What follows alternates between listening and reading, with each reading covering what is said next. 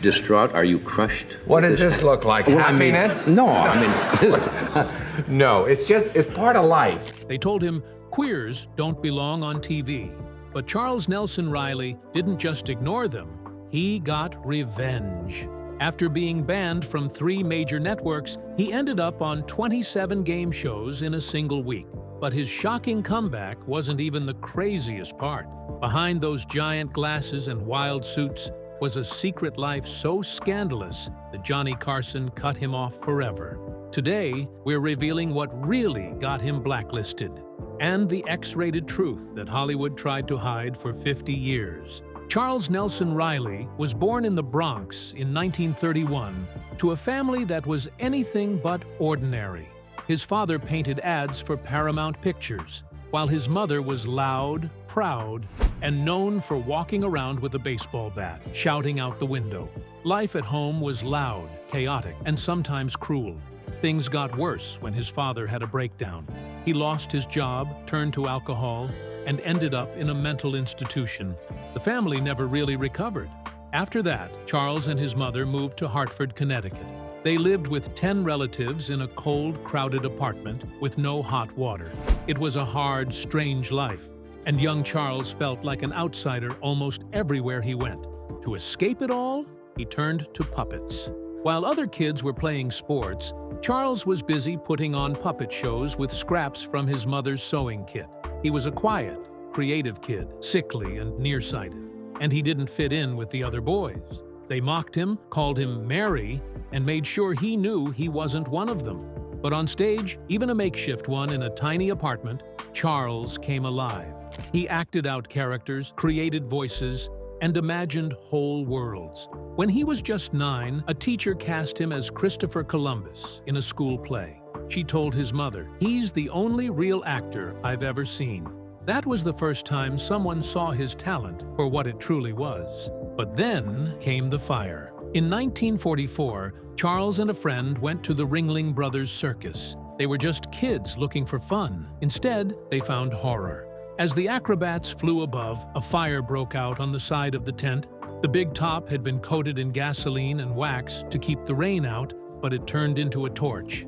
People panicked, screaming, running, trampling each other. Charles and his friend jumped from the bleachers and barely made it out. Over 160 people died, many of them children. Charles never forgot the burned faces he saw that day. From then on, he refused to sit in an audience. He couldn't bear being in a crowd again, but he didn't run from the stage. He just stayed behind it. He turned that fear into fuel and kept performing, even if he could never watch others do the same. His first dream was to become an opera singer. It was his way out. He studied hard at the Hart School of Music in Hartford and poured everything he had into his voice. But dreams don't always match reality. After years of training, he had to face the truth. His voice just wasn't strong enough to make it as a professional. It crushed him, but it didn't stop him. Instead of quitting, he shifted his path. He realized he could still be on stage, just not as a singer. Acting became his new focus. It hurt to let go of opera, but it opened the door to something even bigger. At 18, he packed up what little he had and moved to New York City. He joined the HB studio, where legends like Uta Hagen taught the craft of acting. He studied alongside future stars, Jack Lemmon, Gene Hackman, and Jason Robards. He used to joke that none of them could act for shit, but behind the humor, he was serious about the work. He was chasing the lights of Broadway, but the reality was cold, hungry, and unforgiving. He lived in a tiny room with no hot water, paying just $7 a week. Nights were spent delivering mail at the Waldorf Astoria, watching the rich live lives he couldn't even touch. Days were for auditions, but money was so tight, he sold his own blood just to afford the train fare. He did it so often that one day he fainted mid-stride, drained, literally, by the dream he refused to give up. Every time he had to choose between food and getting to an audition, he picked the audition. And somehow, even then, he stayed funny. That sharp, witty charm that would later light up television was already there, even when he was broke and bleeding. But just when it seemed like he might finally catch a break, he faced a rejection that could have ended everything. He landed a big audition with a top NBC executive, borrowed a funeral suit just to look the part, climbed all the way to the top floor of Rockefeller Center with hope in his heart. But the moment he walked in, the man looked at him and said flatly, "They don't let queers on television." That was it. No second chance, no feedback, just a door slammed shut. In the 1950s, that kind of rejection destroyed careers, and it nearly destroyed Reilly. But instead of hiding who he was, he decided he never would. Unlike other stars who created fake lives to fit in, Reilly refused to be anyone but himself. That one insult gave him something more powerful than approval. It gave him fire. He kept going. Slowly, cracks started to form in the wall that had kept him out. His first movie role came in 1957, a small, uncredited part in A Face in the Crowd. It wasn't much, but it was something. He spent summers doing comedy in Missouri, sharpening his timing and learning how to own a stage. Then came Bye Bye Birdie in 1960. His role was small, but he became the understudy to Dick Van Dyke. He was getting closer. The show was fresh, loud, and full of rock and roll energy, a satirical jab at the Elvis craze. It ran for over 600 performances and became a smash hit. For Reilly, it wasn't just a job, it was his first real shot, and he grabbed it with both hands. But the real spotlight came just a year later. In 1961, Reilly took on the role of Bud Frump in How to Succeed in Business Without Really Trying. The character was lazy, arrogant, and totally undeserving, but Reilly made him unforgettable. The show exploded with success, earning a Pulitzer Prize and 7 Tonys. Reilly's performance won him one of them. The Tony changed everything. He wasn't just surviving anymore, he was now a Broadway name. And he didn't slow down. In 1964, he stepped into the shoes of Cornelius Hackle in Hello, Dolly, a show that would become a Broadway legend. Sharing the stage with Carol Channing, Reilly played a hopeful young clerk chasing adventure and romance. The show smashed records, won 10 Tony Awards, and ran for nearly 7 years. Reilly's performance got him another Tony nomination, and by now, his presence on stage was magnetic, funny, quirky, and full of heart. The following year, he tried something new. Skyscraper, a musical based on a play, put Reilly alongside Julie Harris. It wasn't as big a hit as his previous work, but it marked the beginning of a powerful partnership between the two actors. The critics didn't always love the show, but they couldn't deny Reilly's fire. He pushed every scene to the limit, squeezing laughs out of thin air and holding the audience's attention like no one else. Charles Nelson Reilly's life changed forever in 1968. After years of struggling to find his place in show business, he finally landed a role that would make him a household name. He was cast as Claymore Gregg in The Ghost and Mrs. Muir, a sitcom about a widow who moves into a haunted cottage. Charles played the cowardly landlord who rents her the house without mentioning it's already occupied by a ghost. His character was scared of the ghost, and that fear became a running joke. What made it special wasn't just the comedy. It was that Reilly finally had a steady role on TV, and audiences loved him. The show didn't last long, but his performance stood out. That role gave him just enough exposure to finally be taken seriously in Hollywood. Once the show started filming, Charles moved to California, and he instantly fell in love with it. The weather was warm, the people were easygoing, and the entire vibe was different from New York. He once joked that he had been cold his whole life until he arrived in California. The change wasn't just physical, it was emotional. In interviews, he said the pressure felt different in LA. In New York, actors were constantly trying to prove something.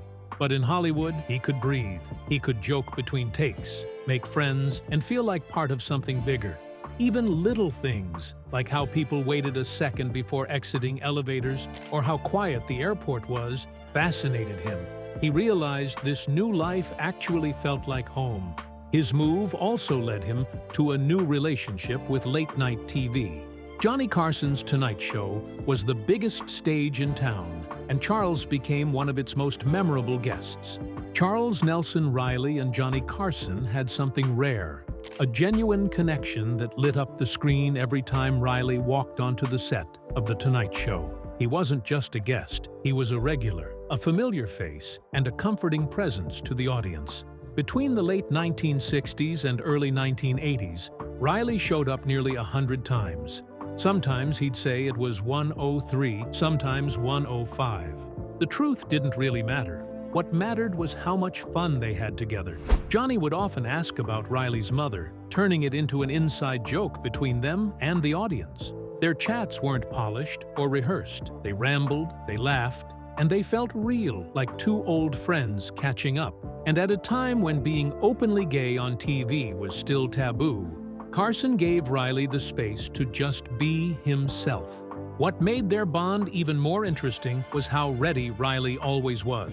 He lived just minutes from the studio and kept a tuxedo on standby, just in case. If a guest canceled last minute, Carson didn't panic. He called Charles. Reilly once joked that he wasn't even listed in TV Guide because he only showed up when someone else couldn't. But behind that joke was something deeper. Carson trusted him. No script, no problem. Reilly could walk in cold and steal the show. That kind of chemistry doesn't come around often, and viewers loved it. You never knew when he'd pop up, but when he did, it was always a highlight. And just when people thought they had Reilly figured out, a funny, over-the-top game show guy, he turned everything upside down. One night, after a guest dismissed his thoughts on Shakespeare, he stunned the entire studio. He asked Doc Severinsen for some chords and then launched into a powerful, serious delivery of Hamlet's The Play's the Thing. No camp, no comedy, just raw talent. The crowd fell silent. He wasn't just some clown in a loud suit. He was a classically trained actor with serious chops. That moment never aired again. The tape was wiped, but it stuck with him. Years later, he recreated it in his one-man show, proving to everyone that he had layers most people never saw. But as powerful as their friendship seemed, it ended just as suddenly as it began. One night, Reilly appeared on Joan Rivers' new talk show. To him, it was just another gig. Joan was a friend, and he saw no harm in it. But Carson saw it as betrayal. Rivers had once been his protege. But when she launched her own show without telling him, he took it personally. And when Reilly showed up on her show, Carson cut him off. For good. Just like that, nearly 2 decades of appearances were over. No calls, no explanations, nothing. Reilly later said he never heard from Carson again, but he never spoke badly of him either. To Reilly, it was just part of the business. He moved on, still smiling, still telling stories, still speaking fondly of the man who once made him a star on late-night TV. During this same time, Charles started popping up on Rowan and Martin's Laugh-In, a show that was unlike anything else on TV. It was fast, wild, and full of political jokes and psychedelic energy. Charles fit right in. His big voice, wild expressions, and unpredictable personality made him perfect for the chaos. He didn't need a script, he just had to be himself, and it worked. Millions of people were watching, and Charles was suddenly everywhere. He wasn't just the scared landlord anymore, he was a full-blown TV personality. He had so many offers coming in that in one interview, he said he had more work than anyone can handle. And it was true. He was popping up on Arnie, The Dean Martin Show, and still doing guest appearances all over the place. But nothing was quite as bizarre or as memorable as Lidsville. In 1971, Charles took on one of the strangest roles of his career, Horatio J. Hoodoo, an evil magician in a world where hats were alive. Yes, hats. The show was like a fever dream, and Charles leaned into it. He wore a costume made of layers of wool, painted his face green, and acted like the campiest villain he could imagine. He even insisted people call him the Great Hoodoo. The working conditions were miserable. The makeup made it hard to breathe. The script was a mess, and his young co-star, Butch Patrick, hated every minute of it. But Charles never broke character. He gave that show everything he had. Even though Lidsville only lasted 17 episodes, it became a cult classic. And for the kids who watched it, Charles became unforgettable. From 1973 to 1979, he lit up the screen on Match Game. Every time you turned on the show, there he was. Oversized glasses, colorful outfits, a pipe in his mouth, and a wild sense of humor. He wasn't just playing a character, He was the character. He took the top right seat on the panel and made it his throne. He clicked instantly with Brett Somers, and when Richard Dawson joined them, it was like a comedy trio had been born. They weren't just funny, they owned the show. At one point, Charles was appearing on 27 game shows in a single week. That wasn't just work, that was revenge. Revenge on everyone who told him he wouldn't make it. Then came Uncle Croc's block. It was weird, bold, and completely unlike any children's show out there. Reilly played a grumpy crocodile who openly hated his job as a kids' show host. The show didn't try to hide its bitterness, it leaned into it, mixing live action and animation and making fun of other popular shows. They had fake versions of famous characters like Captain Clangaroo and Steve Exhaustion, but audiences didn't know what to make of it. It got crushed in the ratings and was canceled within a few months. ABC's president was so frustrated, he cut all ties with the production company. But Reilly didn't seem fazed. Why? Because TV had changed his life. He found out he could make more money doing a couple of guest appearances with Dean Martin than in an entire year on Broadway. That realization hit hard. He stayed in California, bought a home in Beverly Hills, and even got himself a big boat. He wasn't freezing in New York anymore. He was soaking in the sun. He used to joke that he'd been cold his whole life until he moved to LA. By 1975, he was everywhere. Game shows, guest spots, comedy hours, he had it all. And for someone who'd once been told by an NBC exec that they don't put queers on television, every laugh, every paycheck, and every episode felt like a big middle finger to the system. After years of acting and learning from legends like Herbert Berghoff and Uta Hagen, Reilly began feeling a stronger pull toward directing. It wasn't a sudden leap, it was a slow, steady move that made perfect sense to those who knew him. He was always watching, always studying the little details that made a scene come alive. Even as he kept performing, like in God's Favorite in the mid-70s, he was already thinking like a director, focused more on others, on the whole picture. That same year, Reilly stepped into the director's chair with The Bell of Amhurst, a one-woman show about Emily Dickinson, starring his friend Julie Harris. It was a risky project, just one actor playing 15 characters, using Dickinson's own words to tell her life story. But under Reilly's direction, something magical happened. Harris brought the poet's world to life in a way that stunned critics and audiences alike. The show wasn't just a hit, it became a moment. Harris won a Tony, earned a Grammy, and toured the country with it. For Reilly, it was more than success. It was proof that he could craft serious, powerful theater. It showed he had a gift for pulling emotion from silence, for guiding actors into places they hadn't gone before. But then came Break a Leg in 1979. This time, things didn't go his way. The play was written by Ira Levin, fresh off the massive success of Death Trap. Expectations were sky high, but on opening night, it all fell apart. The audience didn't connect, and the show closed after just one performance. It was one of the most brutal flops Broadway had ever seen. For Reilly, it was a gut punch. All the excitement, the planning, the hope, it vanished in a single night. And yet, like any real theater veteran, he didn't let it define him. He stepped back, regrouped, and kept working. Because in theater, one failure doesn't erase everything else. It's just part of the story. Years passed. Reilly stayed active in the arts, quietly teaching and directing, waiting for the right moment. Then, in 1997, he returned to Broadway with a revival of the Jin Game, again with Julie Harris, this time joined by Charles Durning. It was a quiet play, just two older people playing cards, but under Reilly's guidance, it became something much deeper. Every pause, every glance, every line carried weight.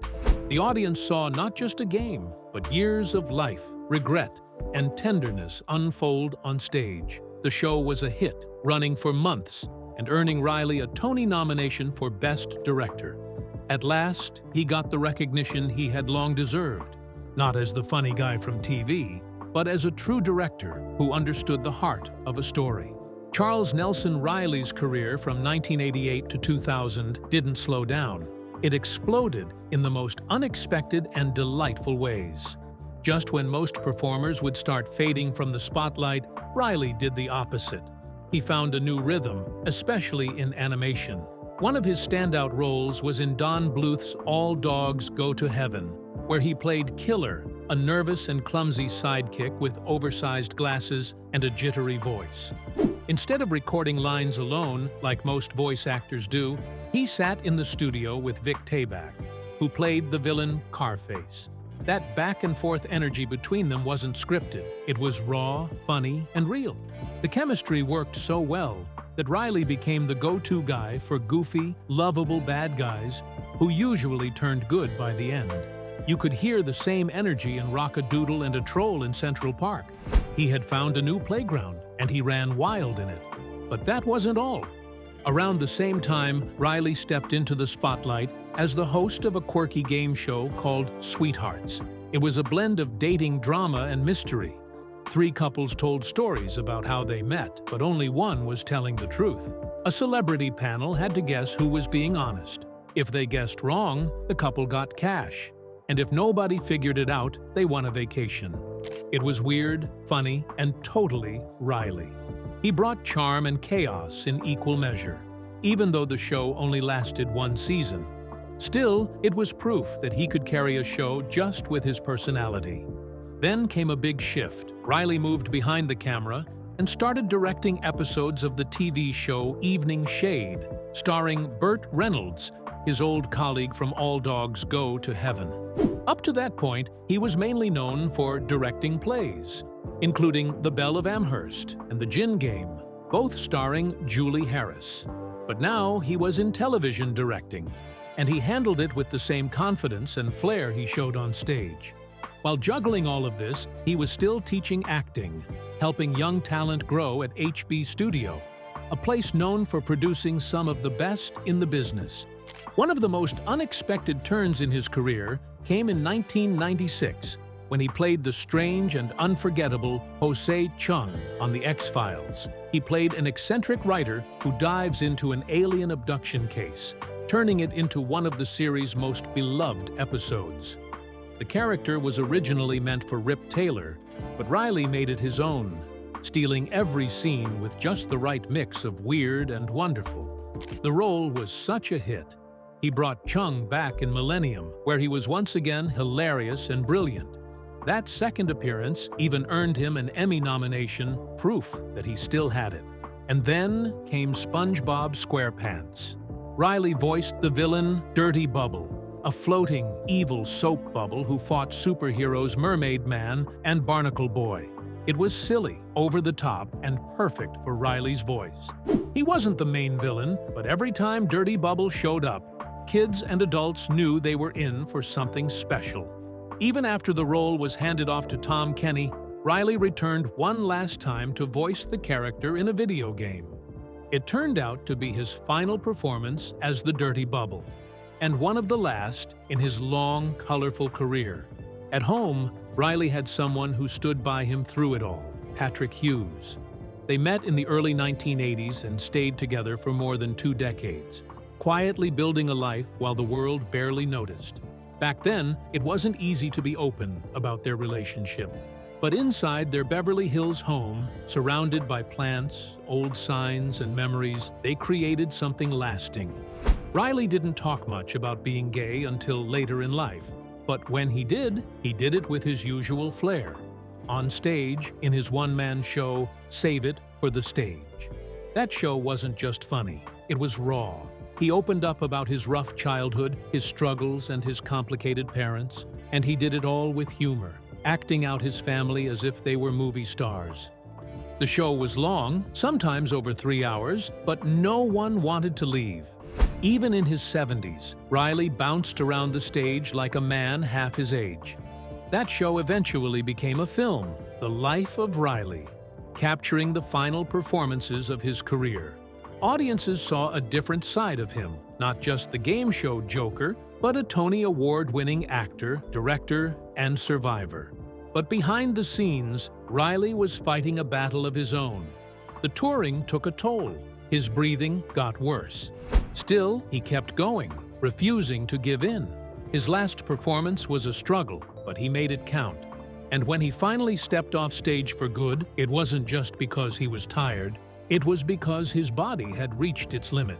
By 2007, the man who once joked his whole life had been cold, until he found California sunshine, was fading fast. He died on May 25th at 76 from pneumonia.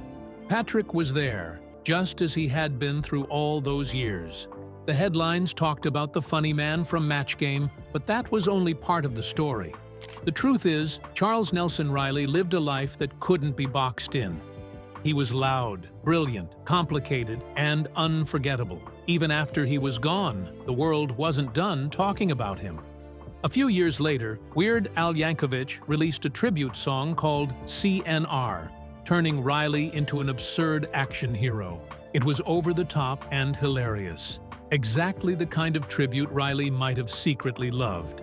Because if there's one thing Charles proved, it's that a person can be ridiculous, serious, outrageous, and wise, all at the same time.